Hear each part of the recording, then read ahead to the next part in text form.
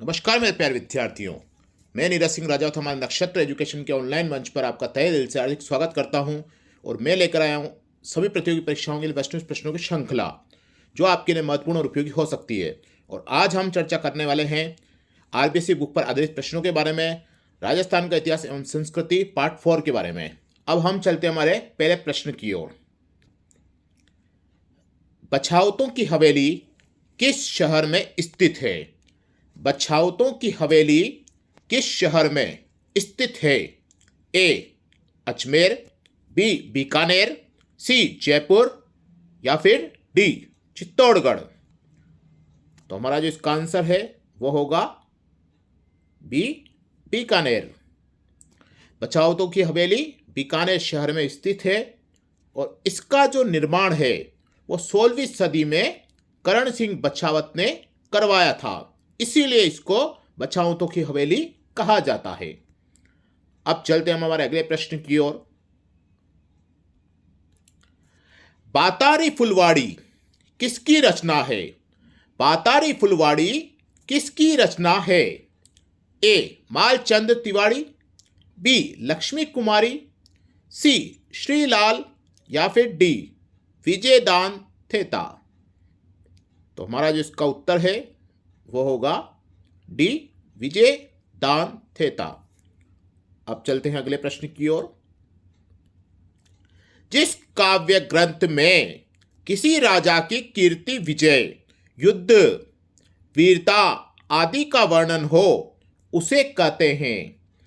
जिस काव्य ग्रंथ में किसी राजा की कीर्ति, विजय, युद्ध, वीरता आदि का वर्णन हो, इन सब का वर्णन होना चाहिए, उसे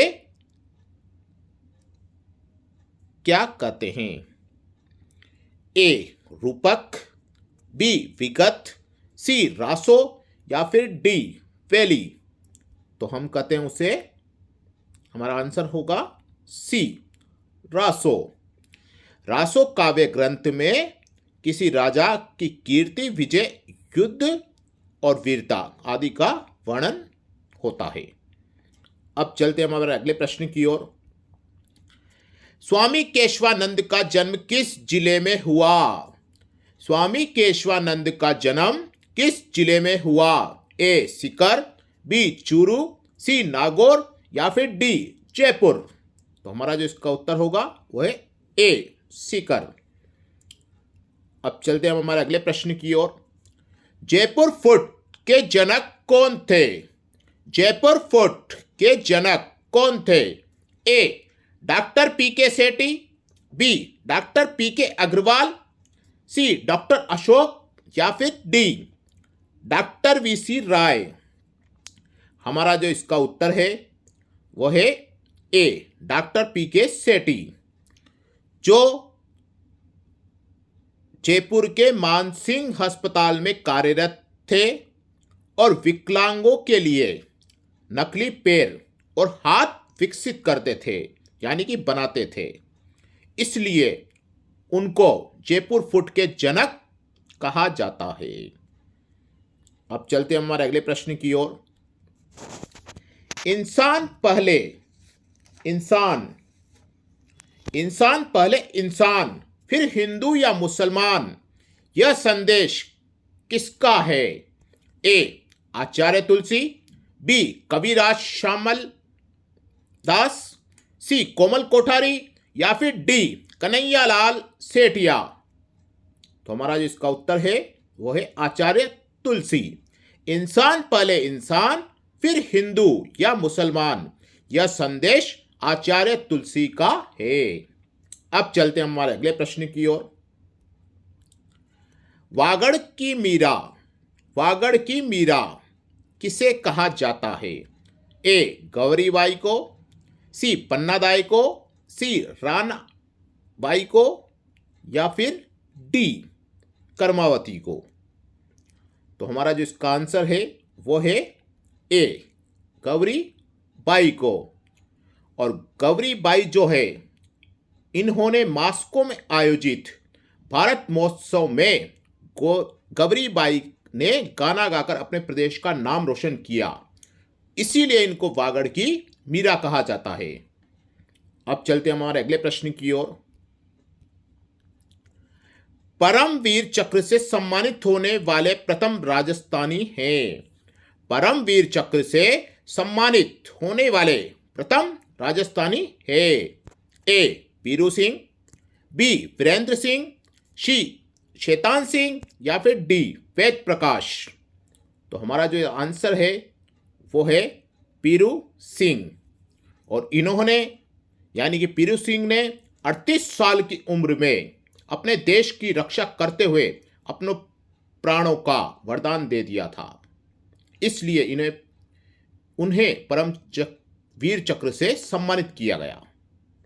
अब चलते हैं हमारे अगले प्रश्न की ओर।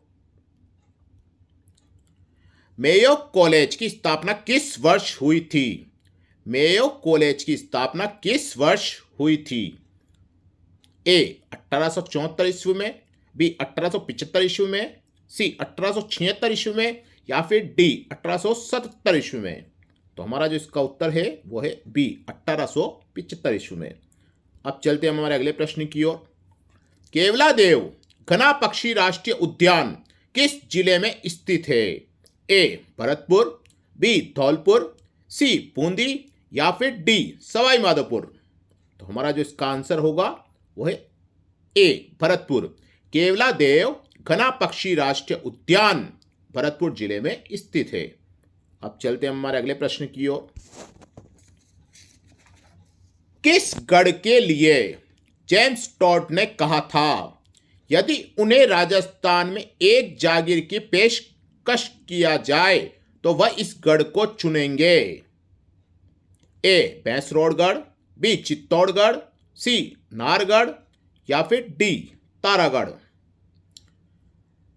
जेम्स टॉड ने किस गढ़ के लिए कहा था यदि उन्हें राजस्थान एक जागीर की पेशकश किया जाए तो किस गढ़ को चुनेंगे?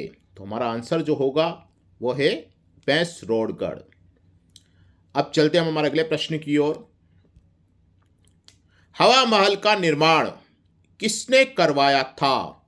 ए प्रताप सिंह, बी जय सिंह, सी मान सिंह या फिर डी ईश्वरी सिंह। तो हमारा जो इसका उत्तर होगा वो है ए प्रताप सिंह। अब चलते हैं हम हमारे अगले प्रश्न की ओर। श्रद्धानाथ जी का आश्रम कहाँ स्थित है? श्रद्धानाथ जी का आश्रम कहाँ स्थित है? ए सीकर, बी नागौर, सी चूरू या फिर डी अलवर। तो हमारा जो इसका आंसर होगा ए सीकर। अब चलते हैं हमारे अगले प्रश्न की ओर। दुर्गादास राठौड़ का जन्म कब हुआ था? दुर्गादास राठौड़ का जन्म कब हुआ था? ए 13 अगस्त 1638, बी 15 अगस्त 1637, सी 13 अगस्त 1639 या फिर डी 13 अगस्त 1640। तो हमारा जो इसका उत्तर है वो है 13 अगस्त 1638। दुर्गादास राठौड़ का जन्म 13 अगस्त 1638 में हुआ था। अब चलते हैं हमारे अगले और अंतिम प्रश्न की ओर। कुलिश कपूर चंद कुलिश का जन्म कब हुआ था? कुलिश कपूर चंद कुलिश का जन्म कब हुआ था? ए 19 मार्च 1926, बी 20 मार्च 1927, सी 20 मार्च 1926 या फिर डी 20 मार्च 1928। तो हमारा जो आंसर है वो है सी 20 मार्च 1926। कुलिश कपूर चंद कुलिश का जन्म 20 मार्च 1926 में हुआ था। ये थी हमारी आज की प्रश्नों की श्रृंखला। फिर मिलेंगे हम नए टॉपिकों के साथ।